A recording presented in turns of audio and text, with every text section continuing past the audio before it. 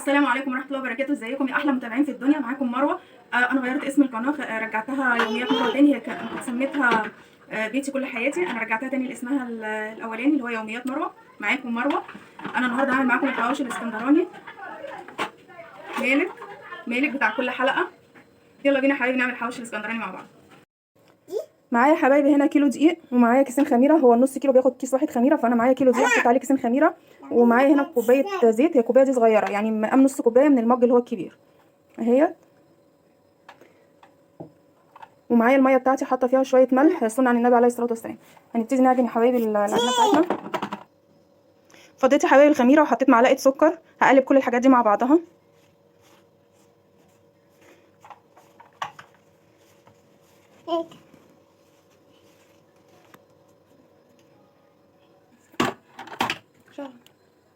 بيبي ماما.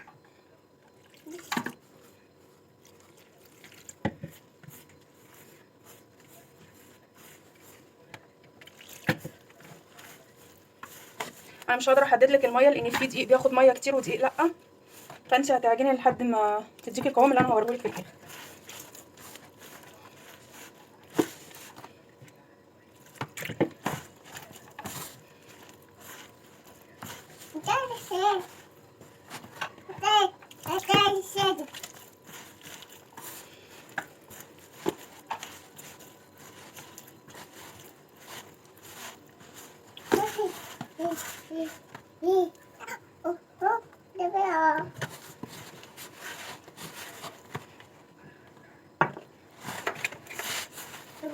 هعجن العجينه بتاعتي كويس.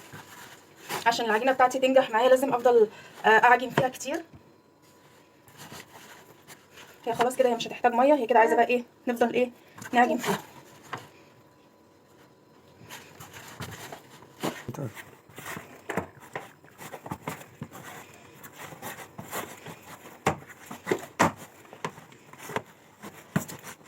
افضل اعجن فيها كده كويس يا حبايبي لحد ما الاقيها ايه سلكت من ايدي وما بقتش تلزق في ايديا.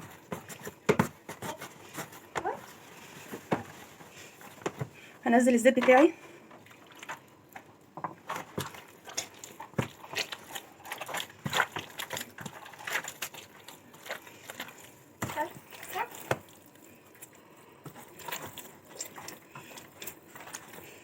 هعجن فيها لحد ما كلها تشرب الزيت اللي انا حطيته ده. اهو يا حبايبي انا عجنت العجينه بتاعتنا بقت حلوه اهي، بصوا سايله كده. انا بقى هسيبها تخمر بتاع ربع ساعه، هغطيها واسيبها تخمر وبعد كده ارجع اقطعها معاكم. معايا يا حبايبي هنا كيلو لحمه، كوبايه برغل كنت مبوشاها في ميه دافيه، ده عشان بس ازود الكميه لان انا معايا كيلو دقيق فالعجينه بتاعتي كتيره. معايا هنا بصل وشطه على فلفل رومي كده. التوابل بتاعتنا بقى فلفل مكعبين مرقه دجاج، ثوم باودر، بصل باودر، يعني نص معلقه صغيره قرفه، وطبعا الملح.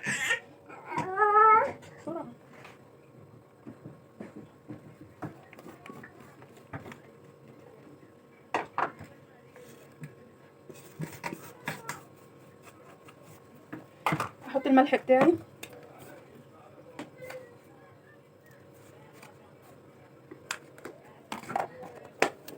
هعجن فيها بقى يا حبايبي كويس، وهتبقى هي دي الحشوه بتاعتي اللي هحشي بيها الحواوشي الاسكندراني.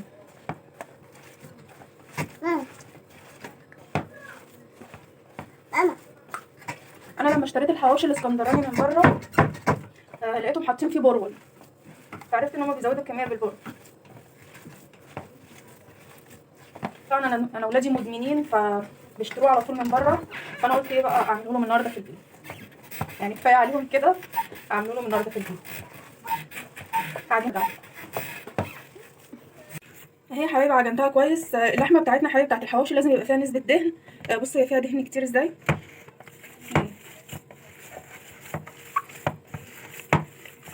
اهي. خلاص يا حبايبي اروح اجيب العجينه بتاعتي اوريها لكم بقى بعد ما خمرت.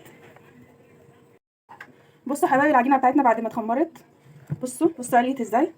ههبطها كده المها في بعضها.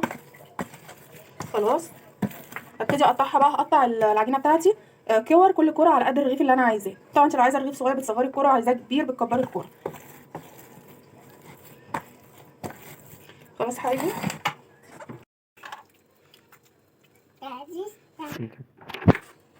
اهي يا حبايبي الحته اللي تبقى على قد الرغيف اهي.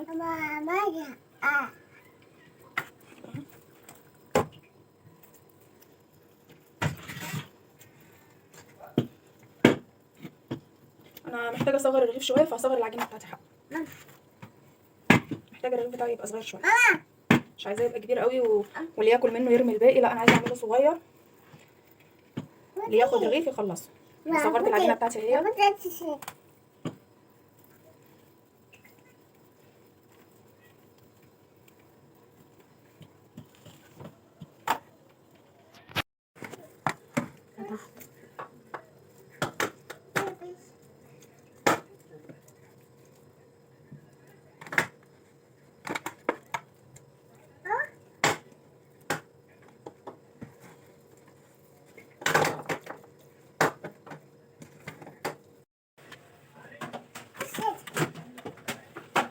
هاخد كده الكرة بتاعتنا.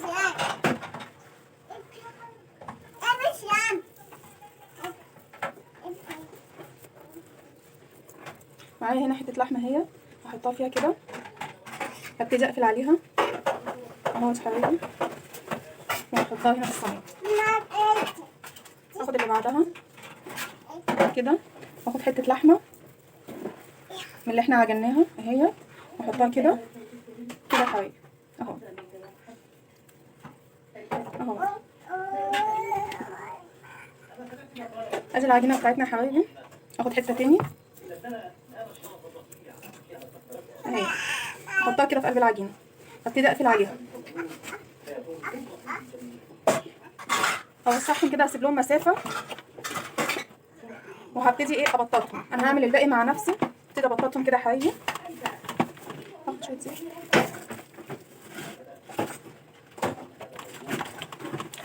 اهوت يا حبايبي. بصوا الرغيف بتاعي بعد ما بططته اهوت، هدخله الفرن وبعد كده اوريهولكم. هندخله على درجة حرارة 200 يا حبايبي. اهمت يا حبايبي، خلاص هما طلعوا من الفرن، هما عاملين 15 رغيف اهمت.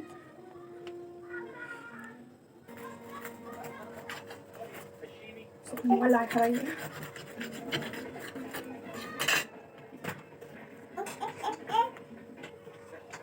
مالك جعان ومستعجل ومش صابر؟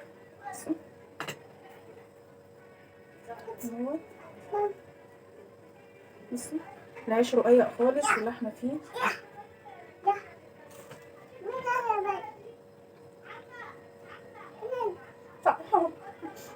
شوفني يا لوك، هبرد لك حته طيب.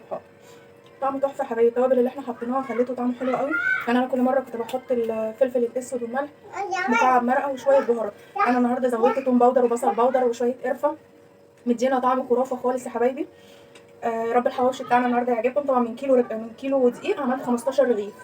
يا رب الحواوشي بتاعنا النهارده يعجبكم.